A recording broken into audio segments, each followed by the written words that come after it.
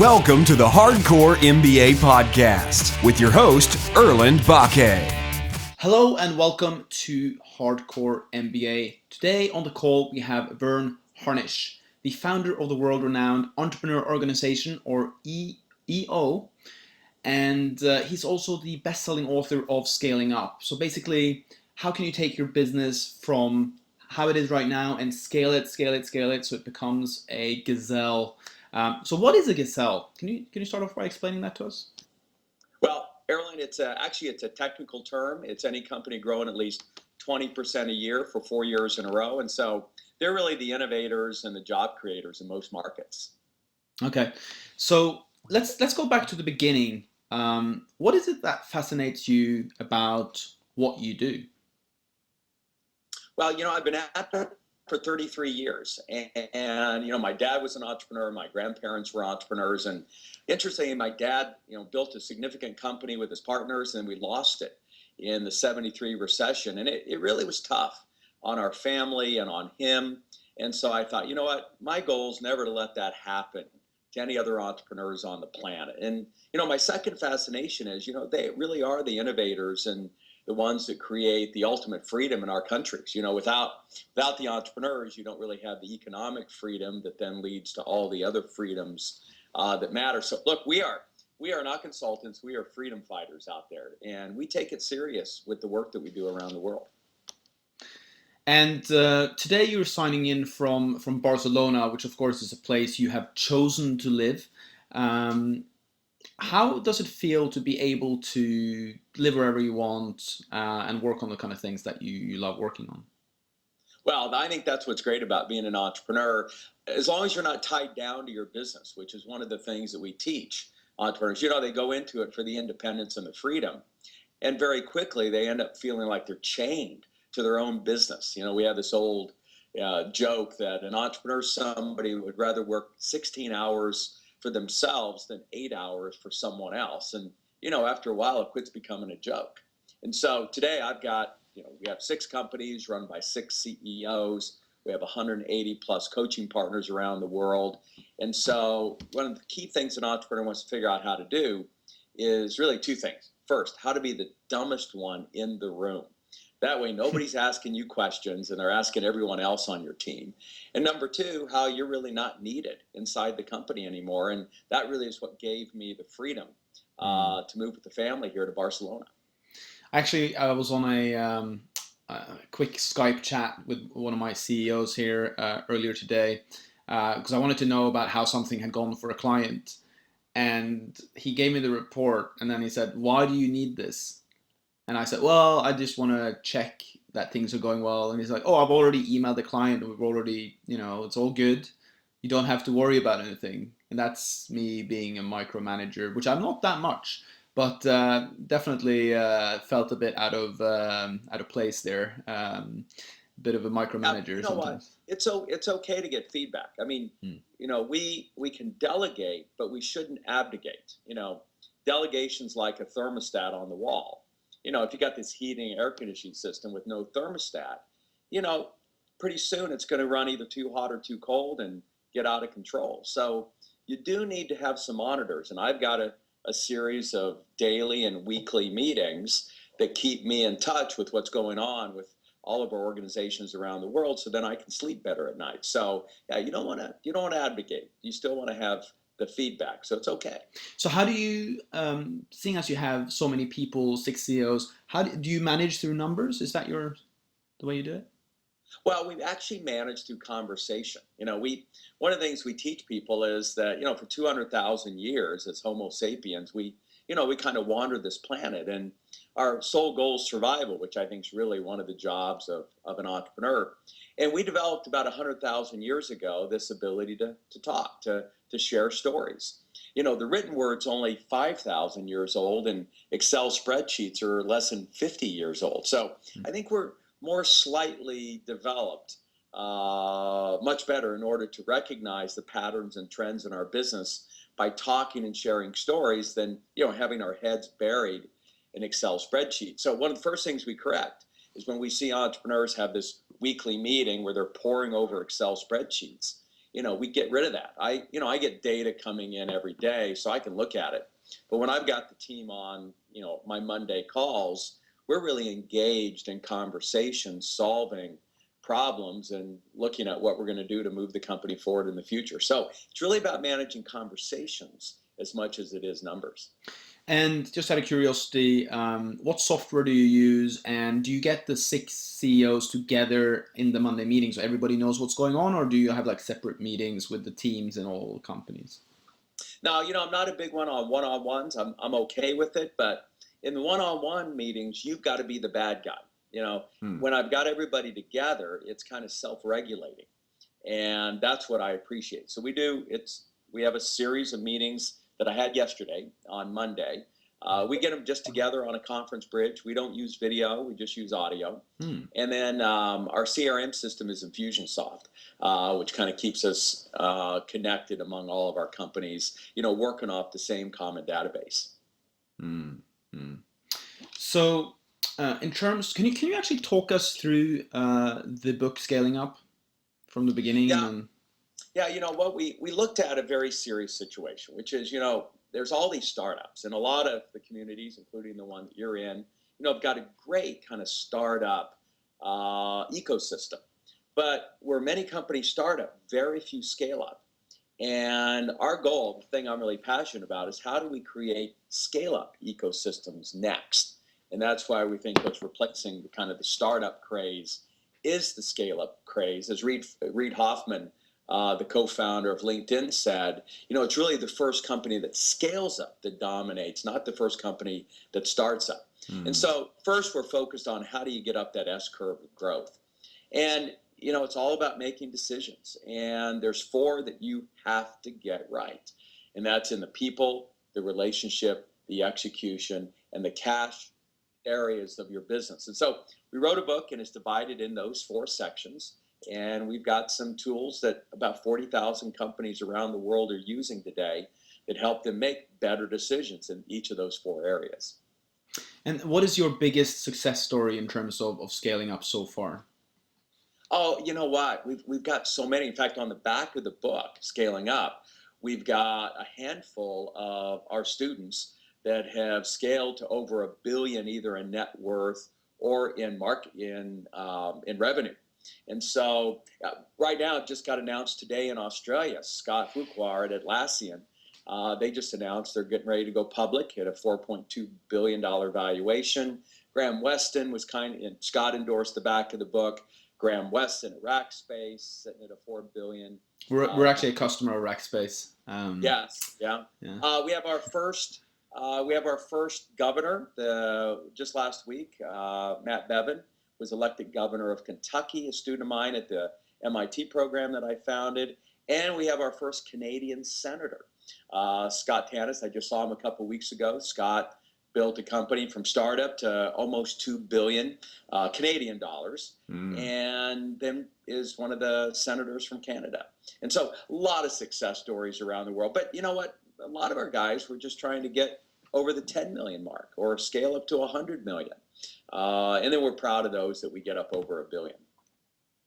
And out of those 4 different focus points, which one's the most important are the different 4 parts more important in different phases of growth, or are they always important? Well, you've got to nail all 4 of them, but at any one time, you're less strong in one of the areas, and that's where you need to drive your focus. So it's a balancing act. It's like juggling 4 balls, and you've got to keep all 4 in the air. And if you want to get them all higher, you've got to start one at a time. So our entry point might be on strategy. It might be on cash. We have a set of diagnostic tools that help us figure out where do we go first in order to help the entrepreneur and their team scale up. And this is the same for all companies. The rule of 4 that you just mentioned, that goes for all companies. If you want to scale up, you want to be a big company, then that's... Well, you know what? Everyone cuts and divides up companies, what they have to do into chunks. By the way, it's never that neat. Everything's all, connected together. The knee bone connects to the thigh bone. But those 4 areas we find really help the team kind of get focused around what they have to do next if they're going to get up that S curve. So I think it's a generally, well accepted framework that those are 4 areas that you have to nail inside the business. I guess a lot of people watching this probably don't have a lot of capital. Maybe they don't know people, etc. What would you say, besides reading the book Scaling Up, what would you recommend they do? Well, I would go get John Mullen's book. I named it. In fact, I just turned in my column for 2015 at Fortune Magazine. I'm their venture columnist. And one of the things I get to do is name the top 5 business books of the year. Well, last year in 2014, I named one of the top 5, serial entrepreneur, now London Business School professor John Mullen's book called The Customer Funded Business. And he really is the first one that pointed out that, look, you should really get your funding from just 2 sources, yourself or your customers. And, that's what Bill Gates did when he started Microsoft. He went out and got his first customer, IBM. I went out and raised some money from friends and family, and that was painful when we then got into a tough, part of our business. And I then turned to our customers, and I got 17 of our customers to pre-fund our next phase. And if you look at these crowdfunding sites, they're really crowd selling sites. Whether you look at, Indiegogo or Kickstarter, it's really you going out and saying, look, let's get our initial funding from customers. And so just read John Mullen's book, Customer Funded Business. Yeah, so I believe the story around Bill Gates was that he went and pitched the idea, and they bought it, and then he went and programmed it. So he actually pre-sold Microsoft before he actually had programmed anything. Yeah, and John lists in the book many other companies that well that all really got started with customer funding. But again, I think the Kickstarter campaigns and the Indiegogo campaigns are our modern 21st century way of getting the customers to get us that initial 10,000 or 100,000 or, his father-son team. I think it's the story of 2015. They're in Australia, beekeepers, playing into this trend that we want to eat better food. We're tired of Monsanto and others poisoning us. And so they had this simple $600 device that they 3D printed called the Flow. It was a way to make it easier for us mere mortals to get honey and without disturbing the bees and them disturbing us. And they put it up on an Indiegogo campaign, hoping in February that they'd collect maybe $70,000 in pre-orders. Well, they hit $1 million in 3 hours. They hit $2 million in 14 hours. And when the campaign was done, 60 days later, they had pre-sold $12 million worth of that product to 36,000 customers around the world. I mean, this is crazy. Normally it takes slightly longer than 3 hours to get to $1 million, which is what it's required to become a member of EO, the Entrepreneurs Organization I founded, let alone get above 10 million in revenue in 60 days.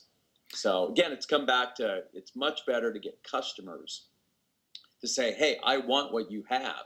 That's more validating than anything else you can do in the marketplace. And then in one of your books, you mentioned the Muffin Company that started up, and then they had they hit 1 million, and then the coffee craze hit in, and then they managed to scale that business up. How important? So with these crowdfunding websites, and when you get $12 million worth of sales, you're clearly hitting a trend. So eating more healthily, raw food, green smoothies, alkalizing, energizing, all these things seem to be really, really becoming a very sort of, they've always been, ever since the 70s with all the hippies eating vegan and all that. It's already been a micro trend, but are you now saying that it's becoming a really big trend? And is it really important to be able to see that and then use crowdfunding to then launch the company? It is. What you want to do, Erlend, is go with the market. The market either makes you look smart or it makes you look stupid. And you don't have to be really bright if you're in riding the right wave in order to do well, but you can be a genius. And if you miss the timing, and Bill at IDEO, he studied what it really takes for companies to be successful. And by the way, he looked at people, strategy, execution, and cash. And the real reality is there is a fifth, and it's timing. You can nail those four, but if you miss the wave, it's too late. Which, by the way, is why my favorite latest entrepreneur is Elon Musk's brother. A lot of folks don't realize Elon's got a brother, Kimball Musk, and together they made a fortune in the tech field. And then Kimball broke his back, and he was laid up in bed, and he began to really think about what his passion was, and it was for food. And so he went out and became a chef, moved back to Boulder, Colorado, and we just hosted him at our big EO event, Western Regional event, and he pointed out that, look, the new internet is food. You know, the internet businesses combined are about $500 billion market space. Food is 10 times that, almost $5 trillion. And so one of the things he's done is he's opened up a chain of restaurants called The Kitchen. He's gone from 1 to 24, on his way to 48. And he's really focusing on going in and repurposing a lot of the land that was used to do chemical cotton, for instance, outside of Memphis, and repurposing it for the kind of local food that the citizens of Memphis are willing to pay more for. In fact, he even found that, you know, organic's good, but people are willing to pay even more if it's local. This kind of from farm to table trend that we're looking at. So he really convinced 500 of us that, you know, the internet you missed. You know, any kid with a website can compete with you and put up an app. But the food business, 10 times the industry size, is really ripe for the picking. And so, you know, let the market make you look smart, and I think food's one of them. And Kimball convinced us that that's the case. So would you say that now, like finally, so have you ever done any surfing? I haven't done any surfing. Okay, so yeah, I've been trying to convince our family to do that over in Portugal, but haven't made this. I actually did. I actually went surfing in New York on Rockaway Beach. A friend of mine lives there, and he's like, "Yeah, let's go surfing." I was like, "Really?" He's like, "Yeah." Anyway, so when you lie in the water, you kind of see the waves coming, right? And then, but it's only when they kind of curve that you can paddle and then surf it. And it's really about seeing the right wave and also calling the wave at the right point. So, I mean, we've had Whole Foods and Chipotle and a lot of these like companies have been playing on local, organic, and yes. But maybe the wave hasn't really reached its maximum yet. It's just starting. Yeah. One of the companies that we're invested in, and we're spending as much time now, Erlend, cherry picking the handful of our 2,000 clients that we think are really going to scale huge to $1 billion plus, and investing in them. And one of them's one of my early students, Barrett Ursick, with a company called Wholeganics.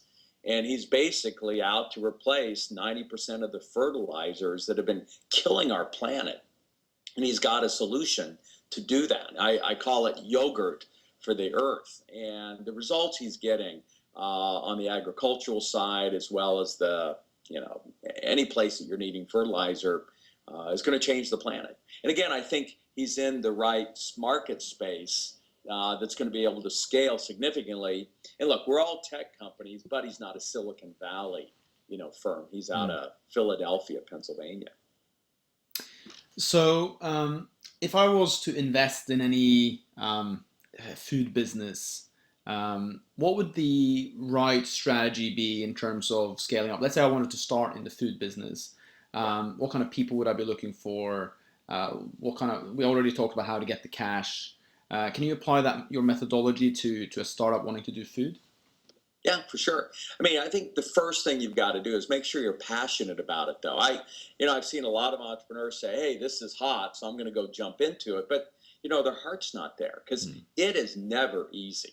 And I think that's part of the challenge. If it was easy, everybody would be doing it. So these things are tough, and you're going to hit a lot of barriers along the way. And as Steve Jobs said, if you don't have the real passion to push through the pain, then, you know, you're going to do the same thing. You're going to give up, and which is what most people should do. And so first and foremost, you got to go into a space that you're passionate about. If it's food, then find a space within the food space that you can go after. And then it's about pulling the team together. By the way, we know that an intact team, this is Norm Wasserman's research at Harvard, It's much better if there's a group of you that have been working together some other place that have now decided you're going to go launch together. Co-founders do much better than single founders. 3 do better than 2, 4 do better than 3, 5 do better than 4, and then you run out of data. But much better to have that team start day one so you can split up the duties and support each other if you need to financially. Then you've got to nail the strategy. You've got to really be different. I think Kimball's done that with his kitchen concept. And then it's all about execution. It's having the discipline. And a lot of folks have great ideas, but they don't have the discipline, to get up early enough in the morning and stay up late at night to make it happen. And then, as we've said, you can't run out of cash along the way. So when you grow a business, you kind of go through the startup phase, then you go through like a phase of confusion, of doubt, and then you kind of hit lifestyle. So basically the business starts generating some kind of profit. But then if you want to make it into a performance business, it's very challenging. And very few, only 4% of all companies actually are able to scale up in a certain type of way. Where are the usual breaking points along that journey? Yeah, well, we outlined 3 in the book, and you're right. Only 4% of companies get above that million mark. Only less than 0.5% get above the 10 million mark, and then it gets really rarefied earth when you get up above that. And the 3 barriers, number 3 is marketing. It's one of the challenges, by the way, that tech companies have. They get, 3 or 4 techies in a room and they create what they think is a great product, but there's no marketing behind it. So having a good, effective marketing function and approach, which is, obviously related to sales, but not the same, is critical. Number 2, can you scale your processes? It's easy when you got kind of, 8 people, but man, when you get to 80 and you don't know everybody's name, even just how you hire and onboard people properly, because as you start making hiring mistakes, it just kills the company and sucks up all your time. And then the number 1 is really your own growth as a leader, and then growing enough sufficient leadership in the organization to continue to move it forward. And the biggest barrier there among leaders is what I call ego. You needed it to get started, but what got you here won't get you there. And if you've got to truly get to a point where you are the dumbest one in the room. If you think you have all the answers. In fact, it's interesting. We just hosted also Mark Cuban. I've known Mark for 3 decades. He was early involved in this student organization I started, and then he was an early participant in YEO, now EO. And so we saw each other a few weeks ago, and he spoke before about 900 of our customers. And one of them asked the question, all right, Mark, what was your biggest failure and what did you learn from it? And, he pondered it for a moment. And he said, what, I've had a lot of failures, as anyone who's been successful has. And he said, they all have one thing in common. And that is, I thought I was the smartest one. And that's what got me in trouble. And so, we kind of maintain that, we have the answers, but it's the question we do not know. So our job is to get the right question. I feel like my job is to get the right question and then surround myself with the smartest people I can find to help me get the answer. And not being able to get out of your own way is probably the biggest barrier to scaling up. I was watching the Lost interview with Steve Jobs a couple of weeks ago, and he said, a lot of people ask me, how was I so successful in business so early? And he said, well, a lot of people don't ask why. So he was asking why questions all the time about, why do people ship computers in this way? Why is the packaging ugly? Why don't people think about this? And he just ask a lot of why questions. And then the second one was, let's just surround yourself with A players. And that's my formula. That's what he said. Yeah. I mean, think of the movie, and by the way, I was honored. I got to host kind of the first public speech Steve Jobs made after being fired from Apple. I had about 1,200 young entrepreneurs in the Bonaventure Hotel in LA, had Michael Dell sitting there, Mark Cuban was there, and many of the others, and it was an amazing speech. And when you see Steve's progression, I love that part in the movie where he decides he wants to build this new computer. He's come back to Apple. And the first thing he does is he goes on a hunt define who's going to be that team. And I love when he walks that one guy's office and he says, all right, what are you working on? He goes, this. So he says, no more. He literally unplugs the guy computer and picks it up. And he ultimately discovers Jonathan Ive right in his own company. And that was the brilliant designer he teamed up with, had lunch with, by the way, almost every day, that really allowed him to power Apple forward. So Steve understood that, yes, step one, once you got that idea, is to go find that team. So how, as an entrepreneur, can you attract that level of people? I mean, if you don't have if you've started a company, sold a company, people will be, oh yeah, this guy will make it happen for me and all that. But if you haven't got that track record, how can you attract the right team? Well, so I'm going to tell you a story. I launched this. I'm a student at Wichita State University, and I decided I want to launch this student organization called the Association of Collegiate Entrepreneurs. And I obviously want this thing to go global in 36 months. So I had read that the marketing genius, going back to what is one of the critical barriers to scaling up, was Regis McKenna. Regis was coaching Steve Jobs back in the early 80s, and Intel and Genentech. And I thought, look, if he's good enough for Steve, he's good enough for me. So I cold called him. I didn't have any, real reputation in the marketplace. I just cold called him, and I shared with him my vision. And make a real long story short, he signed on. He still kids me. I was his only free client he ever had. And he put me through the same process he did Steve. And it was very simple. First, to set up a 1-hour marketing meeting every week. And we still have a marketing meeting every Monday in Gazelle's. And then he asked the most important question. In fact, Bill Gates considered it the best question he had ever been asked. And this is what we do with startup entrepreneurs and those that are senior, is we say, look, take out a piece of paper, and I want you to write down the top 25 people, relationships, influencers, that you absolutely need to get behind what it is that you're doing to scale it up. Now, look, I'm a student, but he said, look, how big you dream is how big you're going to take this. So, I'm young and dumb, and Liz Wiseman wrote a book called Rookie Smarts to remind us that we can't lose that kind of young and dumb mentality, which I felt like I had done recently here in my 50s and have been trying to get it back.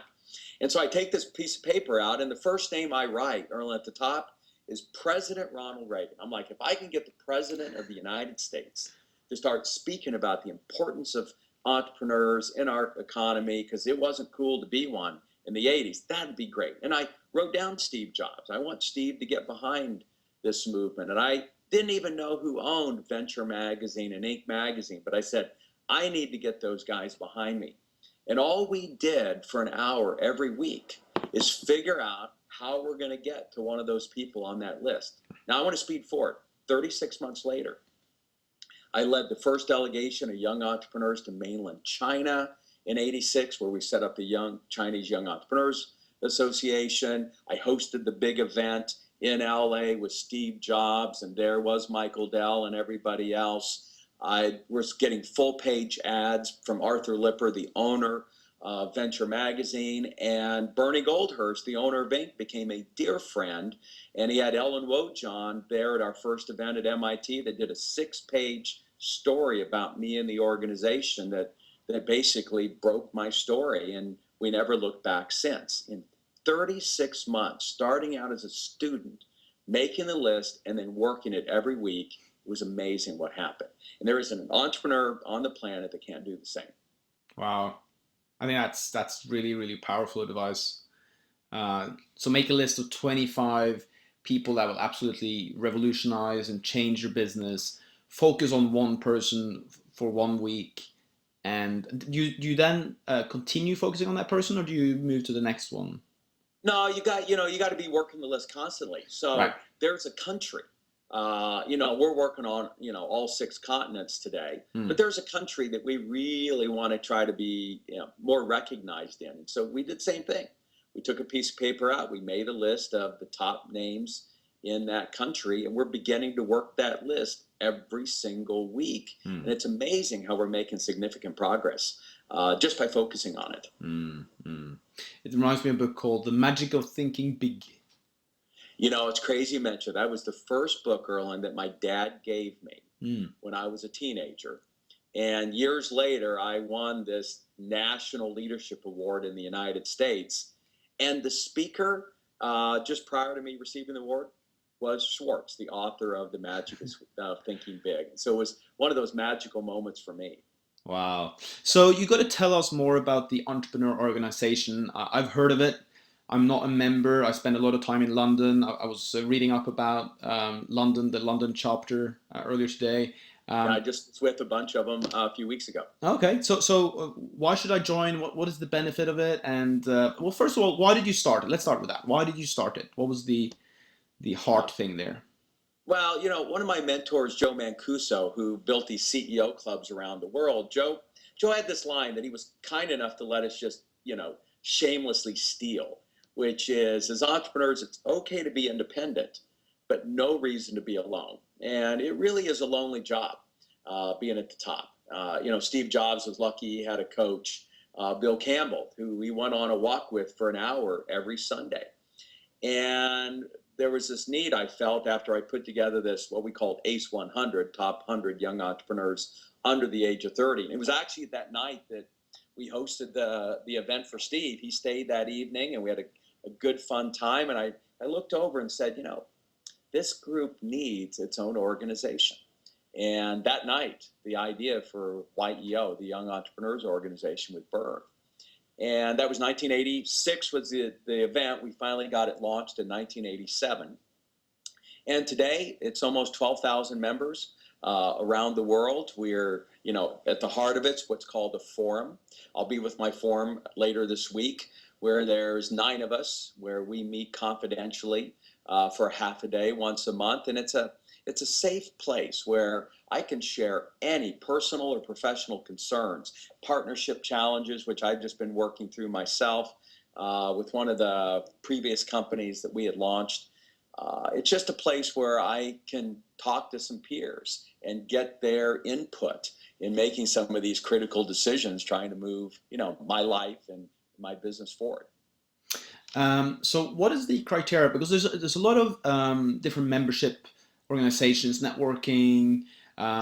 You guys have a special format, special criteria. Can you tell us a little bit about that? Well, we set the bar at $1 million in revenue. So it gets, you're in that top 4% of all companies around the world. So that's really the key criteria. You're an entrepreneur and you've kind of crossed that magical $1 million mark. And then obviously you've got to have a passion for learning, because our real focus is through our chapter meetings, our forum events, and our regional and international events. It's about networking and learning and really caring and sharing and helping each other. And if that's not your thing, then I get that. That's okay. Mm. And how often? So if I joined London, how often would we meet up? Are there any global events? How does that work? Yeah. So you'll get in a forum, and that's once a month. Then there'll be chapter meetings, which are typically once a month. Those are optional. Most folks tend to make about 50% of those. Then we have regional events. That's why I was up in London. We had recently our regional events were Berlin, London, and Madrid. And then we have what are called the global universities. The last one was just in Japan. Okay. So I guess the answer here is really if you want to be hanging out with the 4% best entrepreneurs in the world, then you can apply, and the level of Correct. people there is high, because if you and it's growing rapidly, so we'd encourage you to do that. Right. Has anybody ever been kicked out for any reason? Yeah, for sure. Yeah, one of the key things is we're not there. It's not a business networking group. We're not there soliciting each other. And so what's very, strongly enforced is the non-solicitation policy. This is the kind of thing where, you join and say, I've got access to 12,000 potential customers. We're really there to help each other grow our own companies, not to solicit business. And we're very restricted from doing business with each other in our own forum. Right. So what are you working on moving forwards? Before that, so if you want to apply, where do you go?